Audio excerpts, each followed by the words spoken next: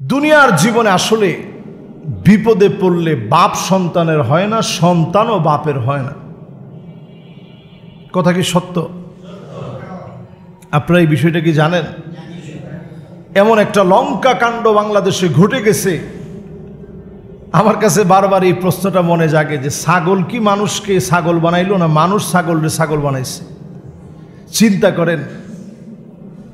যদিও কথাটা রসিকতা নিয়ে আপনাদেরকে বললাম, সামান্য একটা ছাগল নিয়ে এখন বাপ বলতেছে এই ছেলে, ওরে আমি চিনি না, ইফাত নামে আমার কোনো ছেলে টেলে নাই। ছেলে বলতেছে উনি আমার বাপ, বাপ বলতেছে ছেলে এটা আমার ছেলে না। এটা বের করা সরকারের পক্ষে কঠিন কোনো বিষয় নয়, তবে আমাদের চোখের একটা পর্দা কিন্তু এই ঘটনা খুলে দিয়েছে। দুনিয়াতেই আল্লাহ বুঝিয়ে দিলেন বিপদে পড়লে কেউ আর তোমার জন্য আপন না, একমাত্র আপন কে? সে আল্লাহরে বাদ দিয়ে আপনি আপনার পরিবারের জন্য যা করছেন, যত ইনকাম করছেন, দুনিয়াতে আপনাকে বৃদ্ধাঙ্গুলি দেখিয়ে দিয়েছে। সন্তান আপনার জন্য কতটুকু অসম্মান নিয়ে আসতে পারে একটা ছাগল কাণ্ডে তা প্রমাণ হয়ে গেছে। চ্যানেলটি সাবস্ক্রাইব করে আমাদের সঙ্গেই থাকুন। শুকরিয়া আদায় করছি আল্লাহ তাবারাকা ওয়া তাআলার আলিশান দরবারে, যে মহান মালিক আজকে আমাদেরকে মোবারক সময়ে, মোবারক আজকের এই সুন্দরতম আয়োজনে সলাতুল জুমআর পূর্বক্ষণে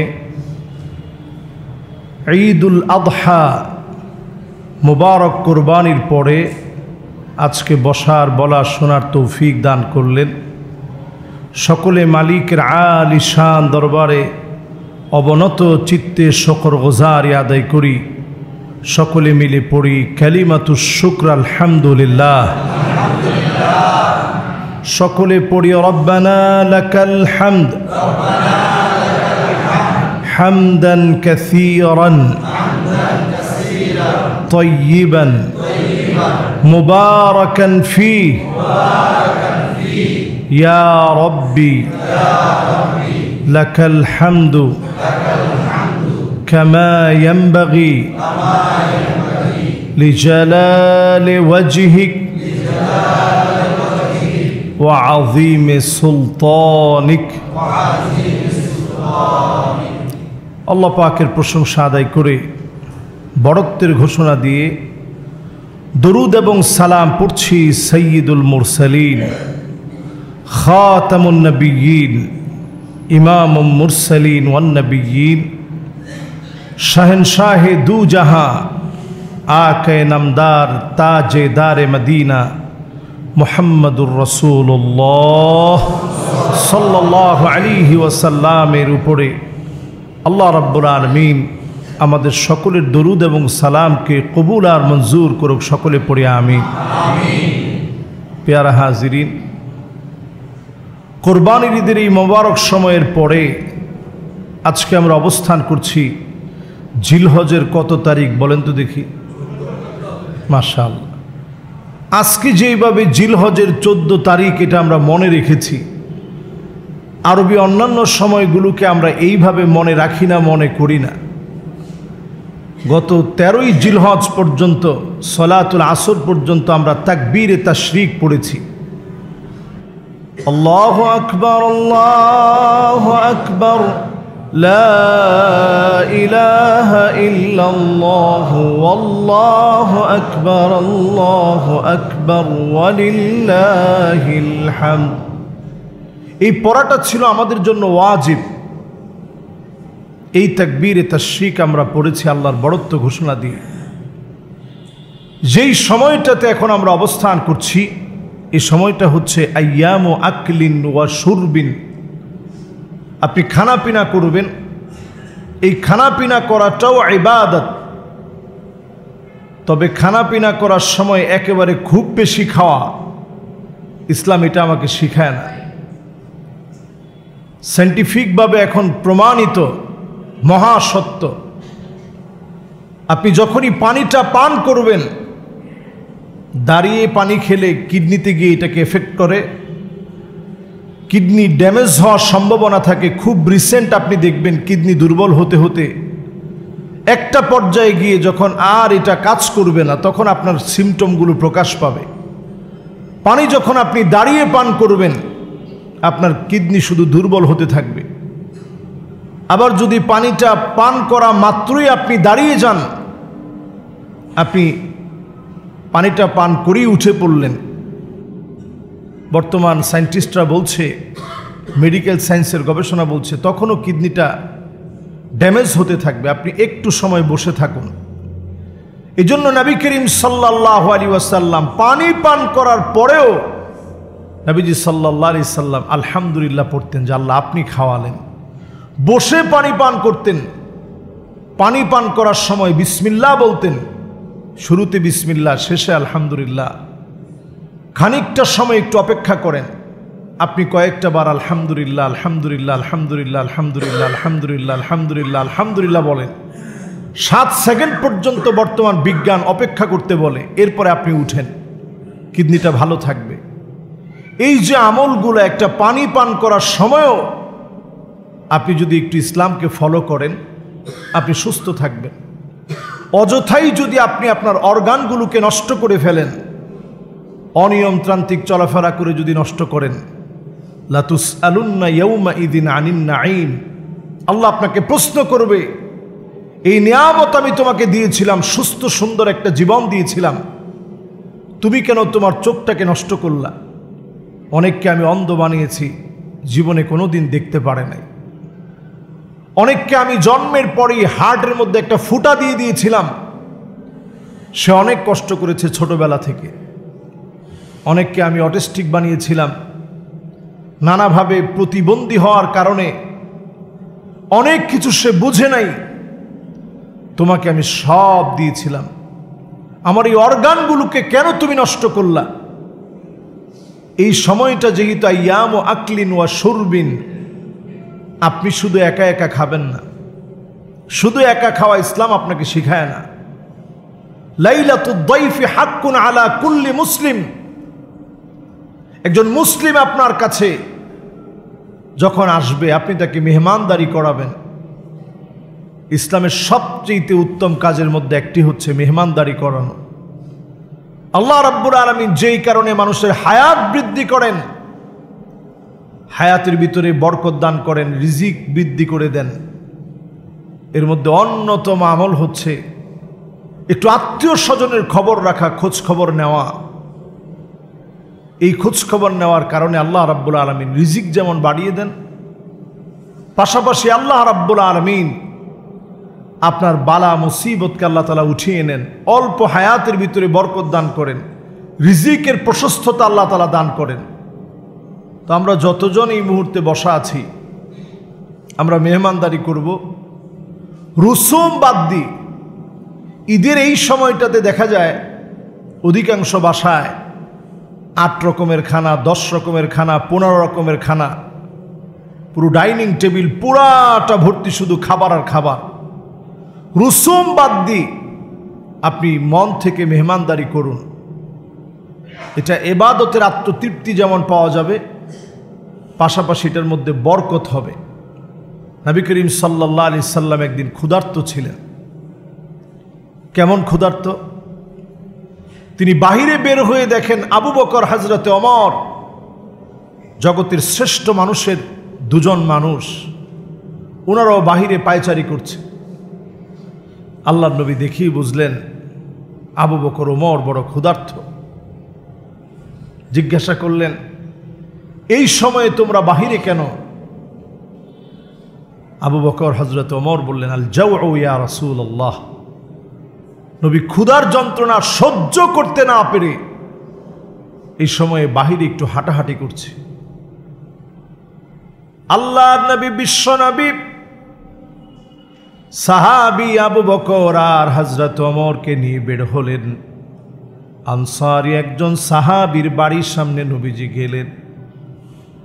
আনসারী সাহাবীর স্ত্রী আল্লাহর নবী আবু বকর ওমরকে দেখা মাত্র ঘরের ভিতর থেকে দেখা মাত্র আওয়াজ করে বলতে লাগলেন, মারহাবান মারহাবা, ওগো নবীজি আপনার মতো মেহমান আমার বাড়ির দিকে আসছে, আবু বকর ওমরের মতো মেহমান আসছে, আসুন আমার ঘরে।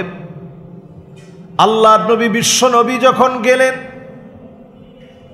নবীজি প্রশ্ন করলেন, আইনা ফুলান, সাহাবী কোথায়? আল্লাহর নবীর প্রশ্নের উত্তরে আনসারী সাহাবীর স্ত্রী জবাব দিলেন, উনি পানি আনার জন্য গিয়েছে, সুমিষ্ট পানি নিয়ে ফিরে আসবে। বহু দূর থেকে পানি আনতে হতো। সাহাবী পানি নিয়ে যখন ফিরলেন, সাহাবী নজর করে দেখে জগতের শ্রেষ্ঠ শ্রেষ্ঠ মানুষগুলা ঘরের মধ্যে চলে আসছে।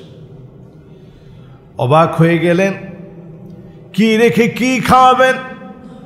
খেজুর এনে সামনে দিলেন।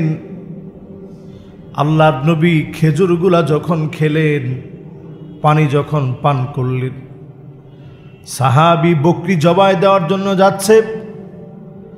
আল্লাহর নবী বললেন, আবু বকর ওমর, এই যে খেজুরগুলা তোমরা খেলা, এই খেজুরের ব্যাপারেও মালিকের সামনে জবাব দেওয়া লাগবে।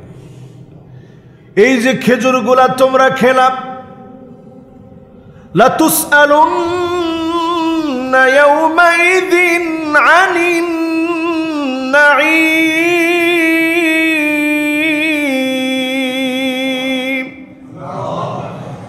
এই খেজুরের ব্যাপারে জবাব দেওয়া লাগবে। ক্ষুধা পেটে বিশ্ব নবী কষ্ট পাচ্ছে, আবু বকর কষ্ট পাচ্ছেন, হযরত ওমর কষ্ট পাচ্ছেন। সামান্য খেজুর খাওয়ার পরেও যদি জবাব দেওয়া লাগে, এত এত রিজিকের পরে কেমন করে জবাব দেওয়া লাগবে না? যেই পরিমাণ রিজিক আমরা প্রতিনিয়ত খাচ্ছি, খাওয়ার শুরুতে আল্লাহর নাম নিয়ে বিসমিল্লাহ বলে শুরু করেন, খাওয়ার পরে আল্লাহর কাছে বলেন, আলহামদুলিল্লাহিল্লাযী আত'আমানি হাযাত তা'আম ওয়া রাযাকানিহি মিন গায়রি হাওলিন মিন্নি ওয়ালা কুওয়া। আয় আল্লাহ তাআলা, আপনি আমাকে খাইয়েছেন,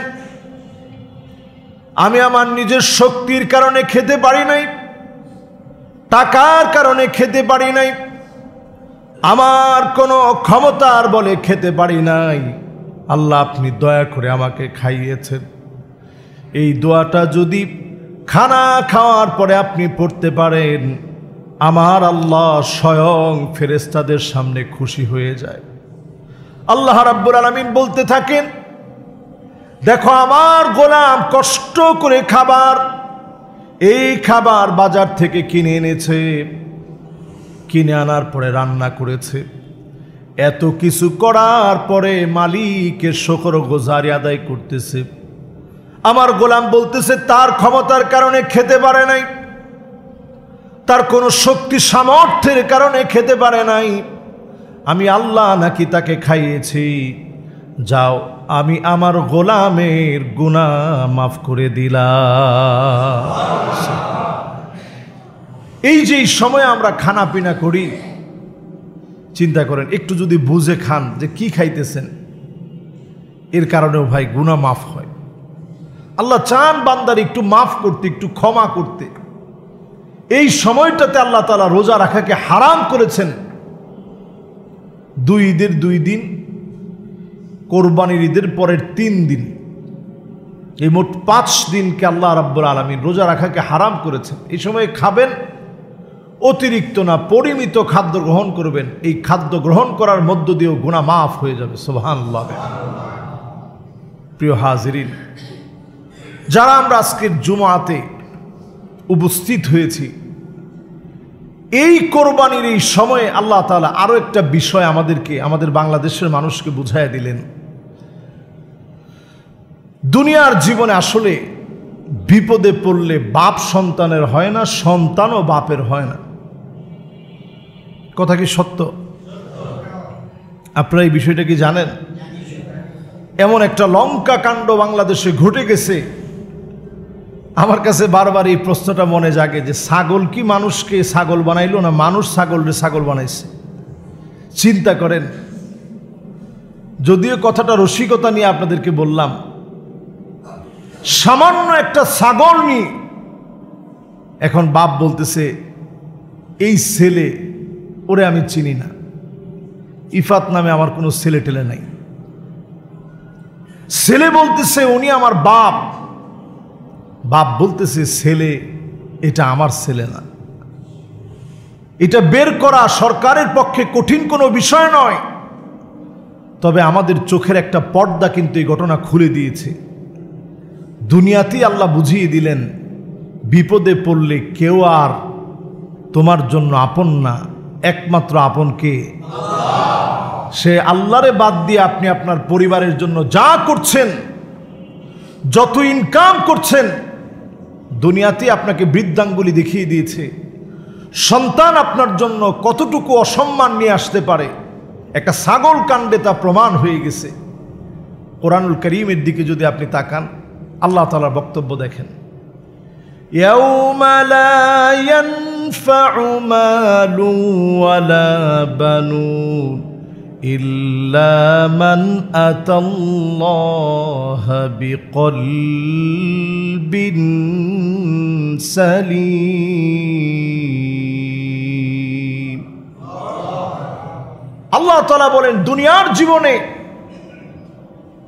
আখিরাতের জীবনে কোথাও তোমার জন্যে, তোমার সন্তান সন্ততি, তোমার ছেলে, তোমার মেয়ে, কেউ তোমার জন্য আপন না। দুনিয়ার জীবনেই যদি আপন না হয়, আখিরাতের জীবনের ভয়াবহতার সময়ে কেউ আপনার জন্য আপন হবে না। একমাত্র আপন আল্লাহ সুবহানাহু ওয়া তাআলা। এই লঙ্কা কাণ্ডের পরে এটা প্রমাণ হয়ে গেছে, কেউ কারো জন্য আপন না। দুনিয়ার জীবনে যদি আপনি সৎ মানুষ রেখে না যেতে পারেন, এই ছেলে আপনার কোনো কাজেই আসবে না। এটা প্রমাণ হয়েছে, যেই ছেলেকে আপনি দুনিয়ার জীবনে খুব বেশি সম্পদ দিয়ে, যেই ছেলেকে আপনি দুনিয়ার জীবনে খুব বেশি টাকা পয়সা দিয়ে, সম্পদ দিয়ে, যেই ছেলেটাকে আপনি মানুষ না বানিয়ে বিত্তশালী বাবার সন্তান হিসেবে প্রতিষ্ঠিত করলেন, সেই সন্তান আপনার জন্য কলঙ্ক বয়ে আনতে পারে। কেমন কলঙ্ক বয়ে আনতে পারে? এই ঘটনা আমাদেরকে একটু বুঝিয়ে দিয়েছে। সমস্ত মিডিয়া এখন এত বড় একজন চাকরিজীবী, রাজস্ব বোর্ডের যিনি সদস্য, তার ব্যাপারে সমস্ত মিডিয়াগুলো এখন তার পিছনে লাগছে। সমস্ত news, talk of the country, সারা দেশে এখন একটাই কথা, এই শুধু এই ছাগল কাণ্ড নিয়ে কথা চলতেছে।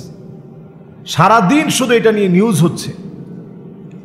কেউ বলতেছে ছেলে ঠিকই ওনার দ্বিতীয় গড়ের, বাপ বলতেছে সুপার এডিটিং। উনি নিজে দাবি করেছে যে আমি অচিরেই এ বিষয়ে মামলা করব। ছেলের সঙ্গে কথোপকথন, যে এগ্রো থেকে, সাদেক এগ্রো থেকে ছাগলটা কেনার কথা ছিল, বায়না করেছে, তাদের নামে সে বলেছে তারা ছবি উঠানোর জন্যে মার্কেটিং পলিসি হিসাবে এটা ব্যবহার করেছে। ওই লোক ইমরান হোসেন, তিনিও খুব ফান্দে আছে, এটা নিয়ে না জানি কি হয়। আরেকটি বিষয় বের হয়ে এসেছে, যারাই তাদের কালো টাকাকে সাদা করতে চায়, তারাই এই ধরনের অনেক সময় এগ্রোগুলো দিয়ে অথবা বিভিন্ন সময়ে বড় বড় গরু কিনে মানুষকে বিলিয়ে দেওয়ার নাম করে নানাভাবে ধোঁকা দিতে চায়।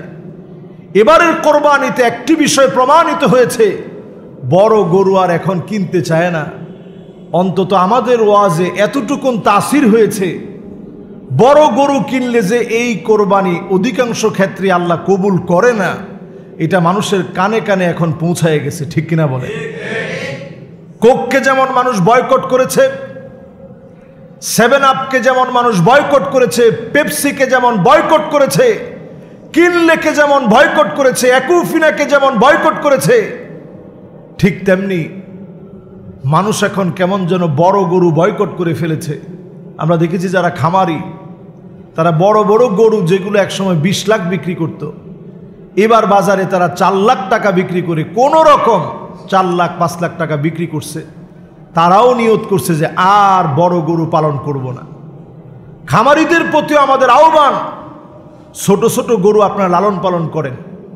একটা বড় গরু দিয়ে আপনি 5টা ছোট গরু লালন পালন করে বাজারে নিয়ে আসেন। মানুষের ঈমান রক্ষার দাবিতে আপনিও একজন মুসলিম, আপনি এই কাজটা ঈমানের দায়িত্বে আপনি করেন। একটা বড় গরু দিলেই আল্লাহ তাআলা কোরবানি কবুল করবে না। 10টা 20টা কোরবানি দিলেই আল্লাহ তাআলা কবুল করবে না। সব গোশত বিতরণ করে দিলেই আল্লাহ তাআলা কবুল করবে না।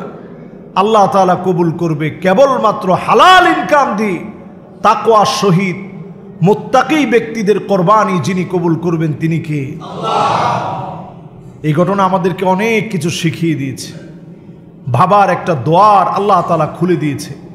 আরেকটু ভাবুন, কিয়ামতের কঠিন মুসিবতের সময়ে আল্লাহ রাব্বুল আলামিন গোলামদের জন্য জান্নাতের ফয়সালা যখন করবেন, আল্লাহ রাব্বুল আলামিন ইরশাদ করেন, সেই কঠিন মুসিবতের সময়ে লোকেরা ফেল ফেল করে তাকায় থাকবে।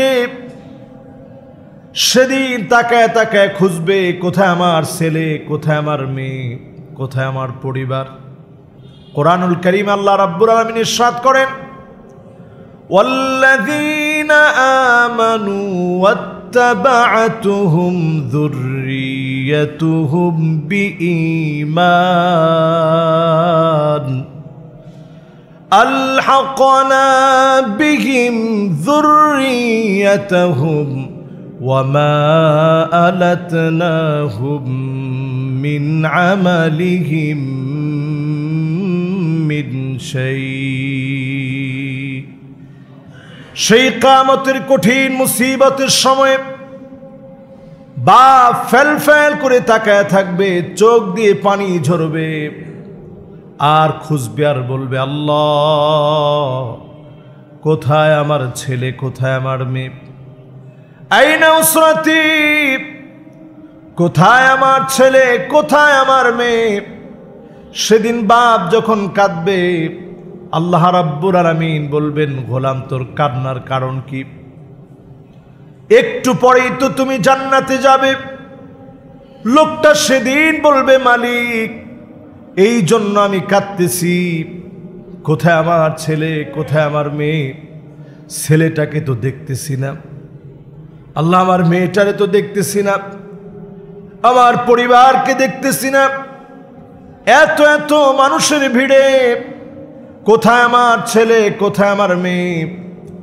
সেদিন যখন বাপ কাঁদবে, আল্লাহ পাক ফেরেশতাদেরকে বলবে, আলহাকনা বিহিম যুররিয়্যাতাহুম, ও ফেরেশতারা রে, তার ছেলে তার মেয়েটাকে নিয়ে আসো।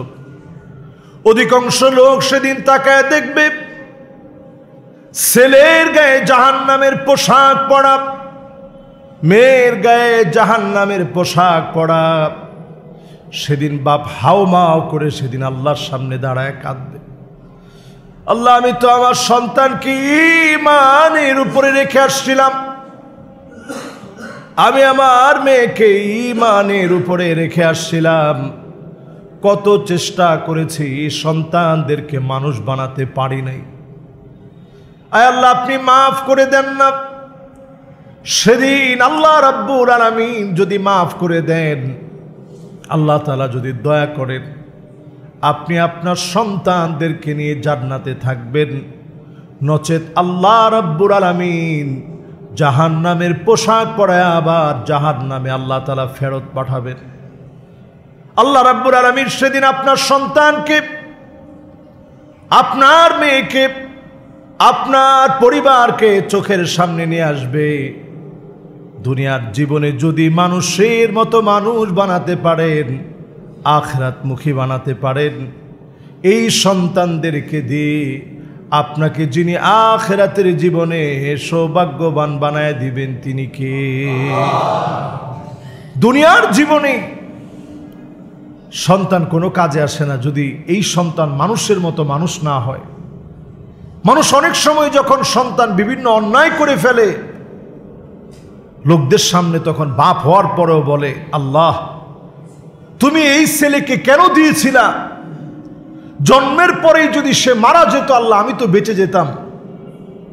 এর মতো সন্তানের কারণে আমি কত অপমান, অপদস্থ, লাঞ্ছিত আর অপমানিত হয়েছি। আল্লাহ ওরে তুমি কেন বাঁচায় রাখলা? তখনই তুমি নিয়ে যাইতা। অথচ সন্তানের জন্য প্রত্যেক পিতামাতার কত আকাঙ্ক্ষা থাকে, আল্লাহ আমার একটা সন্তান দিও, আল্লাহ আমার একটা মেয়ে দিও, আল্লাহ আমার ছেলে মেয়ে উভয় তোমার নিয়ামত দান করে দিও। এই সন্তানাদিদেরকে যদি মানুষ বানাতে চান, মাঝে মাঝেই ইসলামের বিভিন্ন বিষয়গুলো নিয়ে বাসায় ডিসকাস করেন। এই যে কোরবানি বোঝানোর চেষ্টা করেন, বাপ ছুরি তো সন্তানের গলায় চলতে পারত, যদি চলতো, আল্লাহ যদি এমন নিয়ম করতেন একটা পরিবার থেকে অন্তত একজনকে আল্লাহর রাহে কোরবানি করা লাগবে, কত কঠিন হয়ে যেত কোরবানি। আল্লাহ তাআলা সে কঠিনটা চান নাই। আল্লাহ তাআলা আমাদেরকে কোরবানি দেওয়ার তৌফিক দিয়েছেন একটা পশু দিয়ে। এই লাখ লাখ যে কোরবানি হলো, পশুগুলো আল্লাহর রাহে কোরবানি হয়েছে। পশুর ভিতরে দেখবেন কেমন যেন একটা পরিবর্তন, চোখ দিয়ে মায়াবী পানিগুলো গড়িয়ে গড়িয়ে পড়তে থাকে, পশুর চোখ বেয়ে বেয়ে পানি পড়তে থাকে।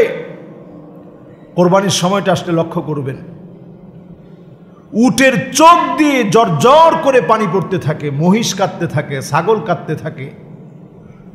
খুব বুঝ থেকে যে তারা কাঁদতেছে তা না, কিন্তু সে আল্লাহর রাহে কোরবানি হয়ে যাচ্ছে। এই ফিলিংসটা তার ভিতরে আল্লাহ রাব্বুল আলামিন সৃষ্টিগতভাবেই দিয়ে রেখেছে যে তুমি আল্লাহর রাহে কোরবানি হবা। সে আল্লাহর রাহে কোরবানি হচ্ছে। আমি আপনি যদি আল্লাহর রাহে কোরবানি করে থাকি, আল্লাহর জন্য কোরবানি করে থাকি, আল্লাহর নামে কোরবানি করে থাকি, তাহলে এই প্রাণ সে নিজের জীবনটা আল্লাহর রাহে উৎসর্গ করে সে কেমন যেন একটা শান্তি অনুভব করলো। সামান্য দড়ি দিয়ে আপনি একটা গরুকে বেঁধে রাখতে পারবেন না, 5 জন 6 জন মিলে একটা গরুকে আপনি কন্ট্রোল করতে পারবেন না। আল্লাহ তাআলা ওই সময়টাতে তাকে শান্ত বানায় দেন বিধায় একটু নড়াচড়া করেই সে থেমে যায় যে আমি তো আমার মালিকের জন্য কোরবান হব, আমি তো আমার আল্লাহর জন্য কোরবানি হচ্ছি। এই যে বুঝটা আল্লাহ রাব্বুল আলামিন তার ভিতরে দিয়ে দেন, এই বুঝটা আপনি নিজে নিজে মাঝে মাঝে ভাবেন, সন্তানদের সঙ্গে শেয়ার করেন, ইসলাম নিয়ে সন্তানদের সঙ্গে কথা বলেন। মনে রাখবেন, ইমানের তিনটা আখলাক আছে। হাদিসের ভিতরে নবী করিম সাল্লাল্লাহু আলাইহি ওয়াসাল্লাম মুমিনের 3টা আখলাকের কথা বলেন নাই, ইমানের 3টা আখলাকের কথা বলছেন। আমি যদি আবার আপনাদের কাছে প্রশ্ন করি, বলেন তো ইমানের আখলাক কয়টা? এখানে আখলাক মানে হচ্ছে বৈশিষ্ট্য, ইমানের বৈশিষ্ট্য হচ্ছে 3টা বৈশিষ্ট্য। ইমান, কুফর, নিফাক, এটার মধ্যে পার্থক্য করে দিবে যে এই লোকটার ভিতরে কুফরই নাই, এই লোকটার ভিতরে নিফাকই নাই। 3টা আলামত দিয়ে প্রকাশ পাবে যে এই লোকটার ভিতরে ইমানের আখলাক আছে। সুবহানাল্লাহ। ইমান আল্লাহর কাছে বড় দামি। আর সেই ইমানের আখলাক 3টার 1 নাম্বার, সালাসুন মিন আখলাকিল ইমান। ইমানের আখলাক হচ্ছে 3টার প্রথমটা হচ্ছে ইদা গাদিবা লাম ইয়াখরুজহু গাদাবুহু আনিল হক। যখন সে ব্যক্তি রেগে যায়, ইমান যার ভিতরে আছে, কুফরি যার ভিতরে নাই, নিফাকি মুনাফিকি যার ভিতরে নাই, ওই লোকটা যখন রেগে যায়, লাম ইয়াখরুজহু গাদাবুহু আনিল হক, তার রাগ কখনো হক থেকে তাকে দূরে সরায়া দেয় না। রাগের কারণে সে কোনোভাবেই ছুরি নিয়ে আরেকজনের পেটের মধ্যে আঘাত করে না, রাগের কারণে অন্যায়ভাবে কারো উপরে সে জুলুম করে না, রাগান্বিত হয়েই সে গালিগালাজ করে না। রাগান্বিত হতে পারে কোনো কারণে, কিন্তু হকের সীমানা কখনো অতিক্রম করে যায় না। রাগান্বিত হয়েছে, সে মাটির দিকে তাকিয়ে ফেলে, নিজের অস্তিত্ব নিয়ে ভাবে আমি কি ছিলাম, আমি কেন রাগ করছি। এরপরেও রাগ কমছে না, লোকটা ওযু করে 2 রাকাত সালাত আদায় করে, রাগকে দমানোর জন্য সর্বাত্মক চেষ্টা করে, শত্রুর সঙ্গে আগে গিয়ে সালাম বিনিময় করে কথা বলে, রাগ কখনো তার হক থেকে তাকে দূরে সরায় দেয় না। এই রকম হচ্ছে ইমানদারের, এটা ইমান থাকার প্রথম বৈশিষ্ট্য। ইমান যার ভিতরে আছে, কুফুরি নাই, মুনাফিকি নাই, প্রথম বৈশিষ্ট্য হচ্ছে রাগ কখনো তাকে হক থেকে দূরে রাখে না। 2 নম্বর বৈশিষ্ট্য নবীজি সাল্লাল্লাহু আলাইহি সাল্লাম বলছেন, ওয়া ইযা রাদিয়া লাম ইয়াদখুলহু রিদাহু ফিল বাতিল।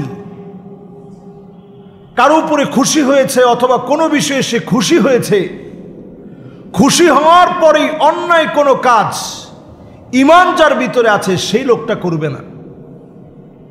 কুফুরি আর মুনাফিকি, কুফুরি আর নিফাক থেকে পার্থক্য করে যে ইমান, সেই ইমানের বৈশিষ্ট্য হচ্ছে খুশি হয়েই অন্যায় কোনো কাজ করে না। আমরা দেখা যায় অনেক সময় আনন্দ করতে করতে অন্যায় করি। বন্ধু বান্ধব একসাথে হয়েছি, ওই সময় হারাম নিষিদ্ধ নেশাজাত দ্রব্যাদি এগুলো পান করতে আমরা দেরি করি না।